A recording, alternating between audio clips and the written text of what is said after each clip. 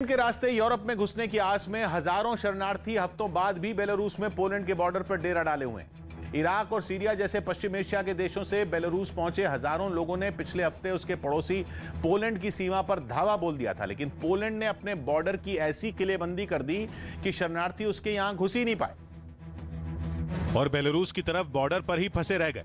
अब हाल यह है कि वो हजारों लोग न घर के रहे न घाट के। पोलैंड बेलारूस बॉर्डर से जो तस्वीरें सामने आई उनमें शरणार्थी सीमा पर लगी कटीली बाड़ के बिल्कुल साथ में जमीन पर बैठे नजर आए और सामने एकदम चौकन्नी पोलैंड के हथियारबंद जवानों की फौज उन पर नजरें गड़ाए दिखी। कुछ वक्त पहले तक जो लोग पोलैंड की सेना को आंख दिखा रहे थे, ठंड ने उनकी हिम्मत ऐसी तोड़ी कि वो थक के चूर नजर आए। हाड़ कपा देने वाली सर्दी में शरणार्थी अपने छोटे छोटे बच्चों के साथ किसी तरह खुले आसमान के नीचे गुजारा करते दिखे। ये लोग अपने अपने देशों से बेलारूस पहुंचे थे, ये सोचकर कि वहां से पोलैंड होते हुए यूरोप चले जाएंगे, लेकिन पोलैंड ने अपने यहां एंट्री ही नहीं दी। महाराष्ट्र के कल्याण से रोंगटे खड़े कर देने वाली कुछ तस्वीरें सामने आई। वहां कल्याण रेलवे स्टेशन पर एक यात्री चलती ट्रेन से नीचे गिर गया, जिसकी जान बाल बाल बची और ये घटना 2 दिन पहले की बताई गई, जिसकी तस्वीरें रेलवे स्टेशन पर लगे सीसीटीवी कैमरे में कैद हो गई। घटना की फुटेज में साफ दिखा कि चलती ट्रेन से यात्री जैसे ही गिरा वो ट्रेन और प्लेटफॉर्म के बीच मौजूद खाली जगह में जा फंसा। ये सब कुछ इतनी जल्दी में हुआ कि उसे संभलने तक का मौका नहीं मिला। कुछ ही दूरी तक घिसटते हुए वो ट्रेन के साथ चला गया। ये तो गनीमत रही कि वहां मौजूद एक रेलवे कर्मचारी ने उसे किसी तरह बाहर की तरफ खींच लिया और उसकी जान बचा ली गई।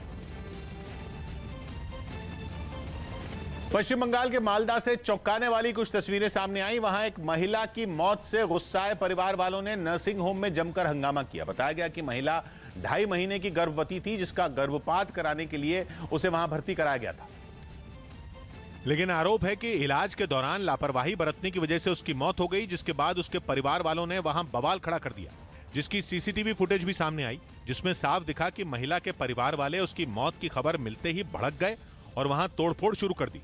उन्होंने न केवल नर्सिंग होम की चीजों को नुकसान पहुंचाया, बल्कि वहां के स्टाफ के साथ मारपीट भी की। एक आदमी तो स्वास्थ्य कर्मियों को इस कदर पीटने लगा जैसे उनकी जान लेकर ही दम लेगा।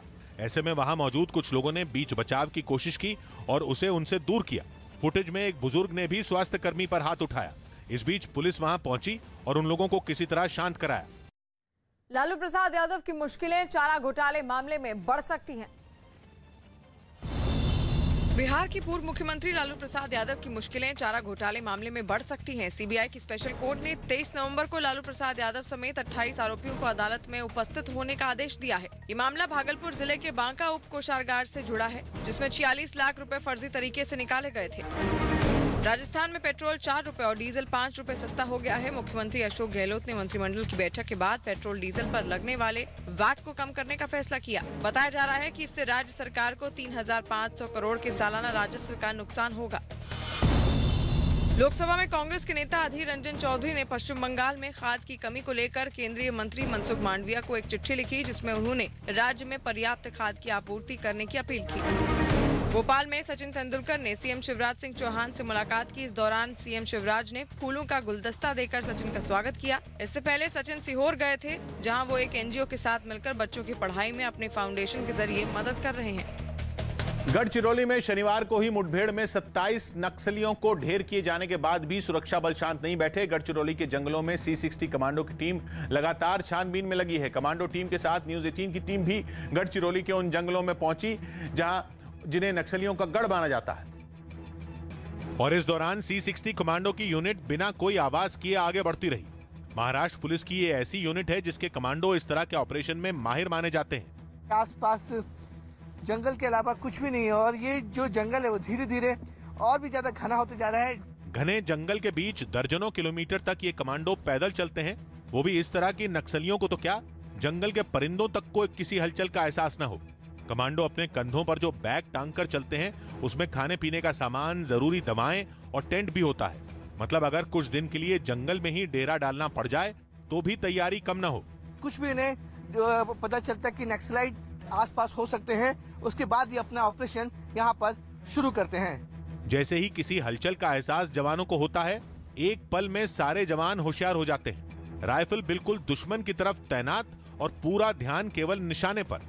जवानों की ऐसी ही चुस्ती ने शनिवार को 27 नक्सलियों को ढेर कर दिया था। नक्सलियों की हर चाल से सतर्क रहने के लिए कमांडो दस्ता सड़क पर भी खास तरह की गाड़ी में सफर करता है। गढ़चिरौली के जंगलों को नक्सलियों का सबसे बड़ा गढ़ माना जाता है। सुप्रीम कोर्ट में आज दिल्ली एनसीआर में बढ़ रहे प्रदूषण को लेकर अहम सुनवाई होगी। इससे पहले सुप्रीम कोर्ट ने केंद्र सरकार को आदेश दिया था कि संबंधित राज्यों के साथ मिलकर प्रदूषण से निपटने के लिए एक एक्शन प्लान बनाए। खासतौर पर उद्योग, ट्रांसपोर्ट और कंस्ट्रक्शन से पैदा होने वाले प्रदूषण को लेकर कोर्ट ने सरकार से ठोस उपाय मांगे थे। साथ ही पराली जलाने पर कुछ दिनों के लिए रोक लगाने पर भी विचार करने को कहा था। कनाडा के ब्रिटिश कोलंबिया प्रांत में बादल इतने बरसे कि